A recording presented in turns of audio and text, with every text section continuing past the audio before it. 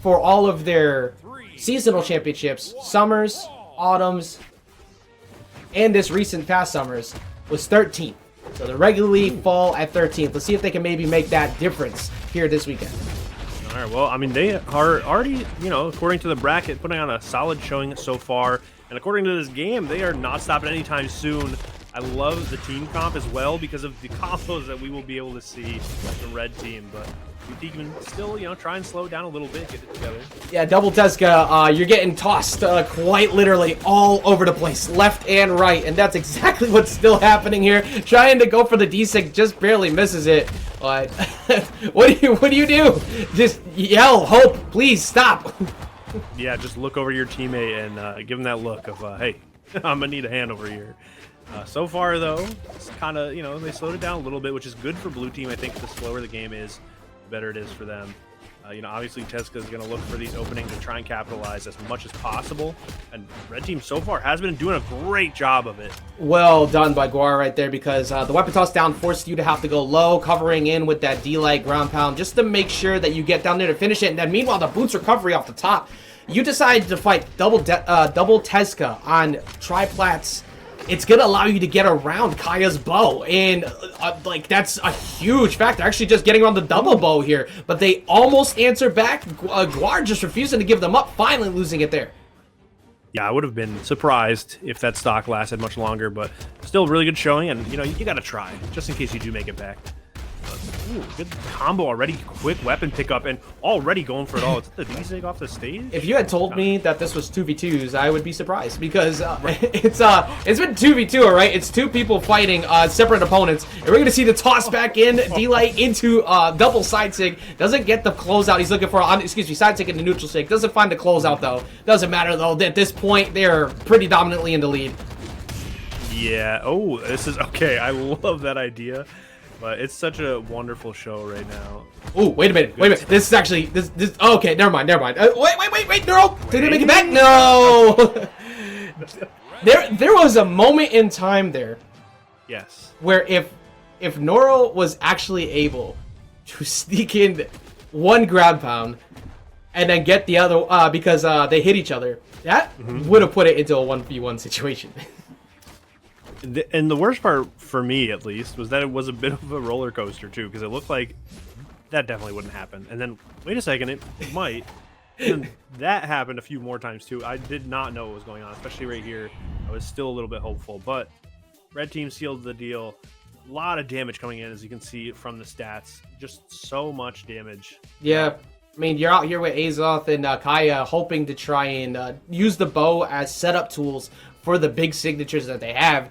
Well, you can't because you're too busy getting separated and comboed by Tezca. So they need to find an answer for that ASAP in here in game 2. Yeah, I like the change in the stage as well. I think this platform layout is a little more conducive to the blue team's game plan. Hopefully they can slow it down a little bit and get some of those combos that they were starting to piece together in game 1. But if red team gets the momentum going, it's just so hard to come. Yeah, I think you're actually leaning into the Miami Dome switch here. Both Spear with the neutral air and the Axe in there, actually just Axe in general, they cover those platforms so well, and you're not going to be able to find those same combo extensions maybe with a teammate lining up a D-Light or a side light in the same way you were able to do a minute ago on Enigma. So I think that this is a pretty solid counterpick overall. Oh no! Yeah, wow. Okay. That side sig just barely missed. I don't know how it was missed. I would have put a lot of money on it hitting, but, thankfully for blue team, didn't quite connect. They're still keeping it close. And honestly, Eddzinho not taking too much damage so far. I think that might be pretty good for blue team if they can keep that up. Just barely missing that recovery. And the blue team is looking a lot better. Neuro is going to fall, though. Going to avoid that side air from Guirv. That trying to figure out which one's which. Major, though, giving up stage position, actually letting Ed get back on. Yeah, it was surprising, but really good stuff. I mean, Eddzinho playing fantastic right now. Finding some straight hits on the ledge and still holding on to these stocks, too. Yeah, as for Ed, too, yeah, there you go. That's the closeout. You just need simple Sair. You're the damage dealer. You're the one who's going to be putting in a lot of work, and you're the one who's currently getting snatched up and the dreams are being taken away from you as you try to get back on. It was a good run, though. It was a good run. But yeah, momentary lapse. It's like, all right, look, let's just calm down for a minute, all right? Call that the delusions of grandeur signature. It's like, let's. Actually, no, that's definitely Taros neutral sig at the ledge. Definitely. You thought you were winning, psych. I like the options here for Red Team trying to fight back from the ledge and get that stage control, and that's a huge pickup. I love that. Even taking that sort of, team damage in that situation with the reduced knockback, it's just so much more advantageous. What an incredible turnout for the blue team there. Somehow Ed navigated around the weapon toss down, the ground pound, the dare coming in from the left side, and then in the middle of all that, Neuro sees a big opportunity to go down there and get a closeout for not one but two. That is wild, and this has to be a big opportunity for Red Team to even it up right now in the 2v1. But Ed coming down swinging, looking for a lot off the stage right there. And Neuro on the back foot, taking a lot of damage. The one thing that has been working out since, though, at least, is that Major has constantly been in the fray, so he's taking a lot of passive damage, which is going to help. Is that D-Light recovery won't find a KO just yet. Looking for that neutral sig is Guirv. Doesn't find his mark, though. Meanwhile, Major getting back on stage. This has gotten so much closer, so fast as Neuro falls. They do have Major at KO percent, though, so they could force the 1v1. Yeah, it definitely could happen right now. Really good options so far. Staying elusive, swinging, just, from a safe distance here is the big upside of the bow in this situation. And, that is not what the red team was looking for. No. We are back to the 1v1. That is huge, because now Ed doesn't need to constantly platform camp. He could just go for a nair, find some big combo starter, sidelight, looking for the D-Light to get that recovery me off the side, and goes for the big read on the GC neutral sig, and that costs him. He was going for constant over and over D6. Like, okay, maybe I'll finally get him to pop up one, and nope, that ends up giving them the opportunity to get that punish on Ed. And Ed, who found so much mileage from these safe pokes with the bow, finally goes for a little bit too much a little too soon, and what a capitalization too. That read was so sick. I nearly I took my hat off and placed it lightly, but I almost threw my hat because of how insane that was. And the preemptive recovery call out too. Right. No wasted time for, I think it was Major at the end, to guarantee that he got that hit, because even if he misses that recovery, probably still gonna get Ed to freak out on the way down, or maybe for burn a dodge, and that's where you find that active input side air to push him back off stage. So smart. Well, I love seeing how the team dynamic shifts in the heat of the moment, and how the 1v1s work out, because you have a player who looked so comfortable in the 2v1 like Ed, and then finally some nerves start to show from that really tense 1v1 at the end. It's just so surprising. A good stuff from Red Team staying composed. Yeah, just somehow keeping it together, because this stage counter pick definitely wasn't in their favor. Oh no, you got real antsy with it. I respect Neuro going all the way up there, because Neuro's been very actively getting those combos off the top. But once you give an opportunity for a GC D-Light combo extender to Tezca in the skies, you are not surviving. Definitely not. That they were just ready for it, just so excited to let it happen. But blue team's still keeping it even. Really good responses so far. You can see Ed going for a little bit, a little extra hits here and there so far, trying to make a statement in this next game here. They need to make something happen, down 2-0 right now. Yes, ground pound just barely missing both of them, but you're right on Ed. Ed has been finding a lot of two pieces over and over. It's exactly what you want to see from your Axe player. And there's the Neutralite will finish the job. Meanwhile, though, coverage not enough still to get the KO off the top. Guirv holding on to his second stock for a while, and he needs to, because they do not want to look at that deficit. Yeah, that's going to be pretty bad to go down to that last stock, and I mean, Ed's already looking for some more hits as well, but Neuro is the one who's finding a lot of good combos this game as well, despite that small kerfuffle in the beginning. Yeah. I mean, Neuro's, I think the stage has definitely helped a ton. Neuro's been very aggressive in the skies, looking for way more spear play here on Miami Dome than I kind of expected. I figured the bow would be a little bit more active. I think it's just because Ed's bow has just been so good. It's not really been too necessary so far. Yeah, so far it has been, taking a back seat, but the spear is just so good. Big ground pound right there. Yeah, I mean, it covers so much range. Everything about what the double Tezcas want is to get that one big call-out combo off of multiple SIGs and try to KO you fast.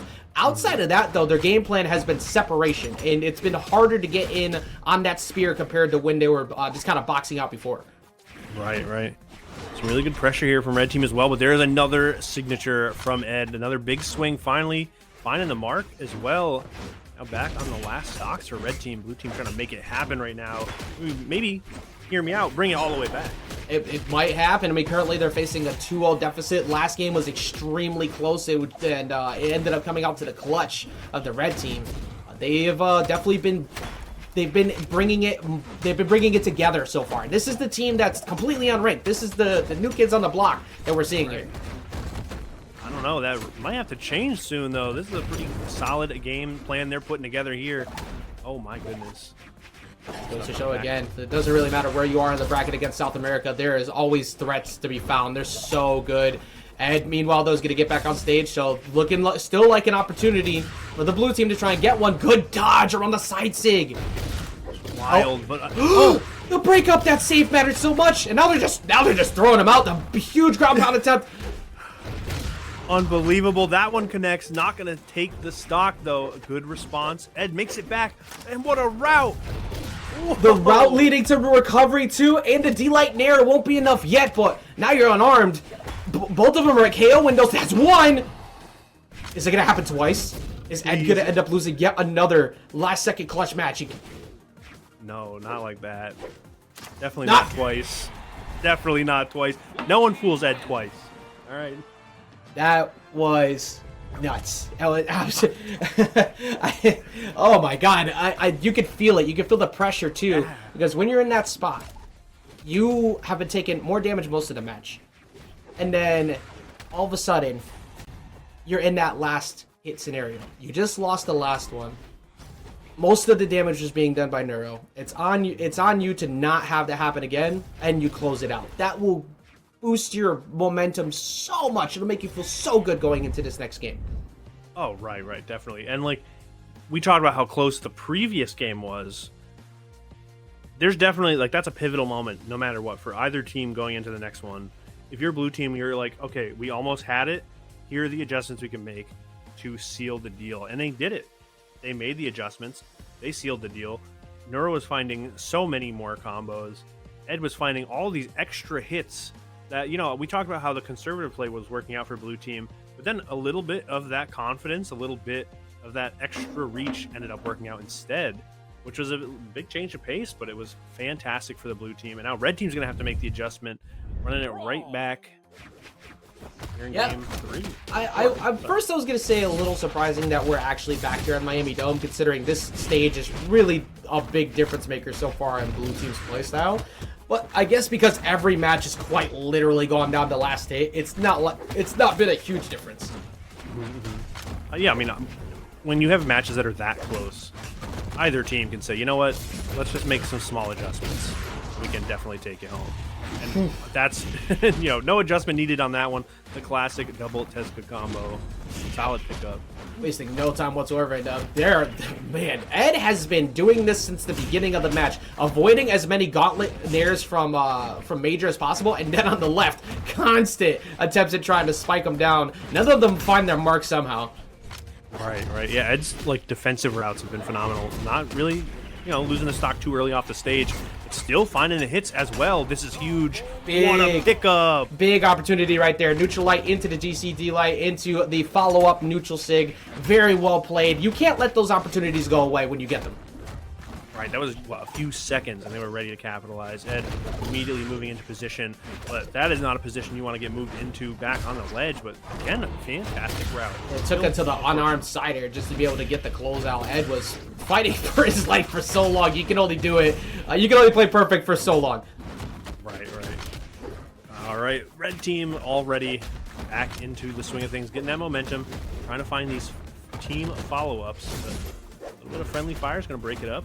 Ooh, there's that reverse hit, or there's the axe recovery hit to kind of pop Neuro up. Neuro somehow still alive. That was a very borrowed time sentence as immediately gets punished by the boot side stick. All right, Ed still making it back, and another huge swing, followed by such a solid aerial set up for the ledge pressure, but reversal, and what a pickup. Yeah, that was actually way more aggressive than I thought he might get for that position, because you're staring down Neuro. Oh, they're going for it again. Actually, they have no care in the world. Look at the attempt to try and break it up from Guirv. like, that was actually really smart because you don't want to see Poe maybe get knocked out early to one of the Azoth hits. He's too strong. Right, jeez. Didn't think it would be such a close match so quickly. There's another stock flying away for Red Team. Can they capitalize on this small opportunity? Looks like no. Red Team's immediately swinging back. Yeah, Red Team well, only had access to one weapon at the time, so Major wasn't able to get in there, but it doesn't matter. Guirv finds the ground pound. That's one. They go all the way down there just to make sure that they get that hit. That was definitely unexpected for Ed in that position. You don't think he's going all the way down there, but 1v1 situation again here, AG. Unbelievable. I thought it was Red Team's game 10 seconds ago, and now all of a sudden, too many big swings. It could be Neuro bringing it all the way back. Oh, okay.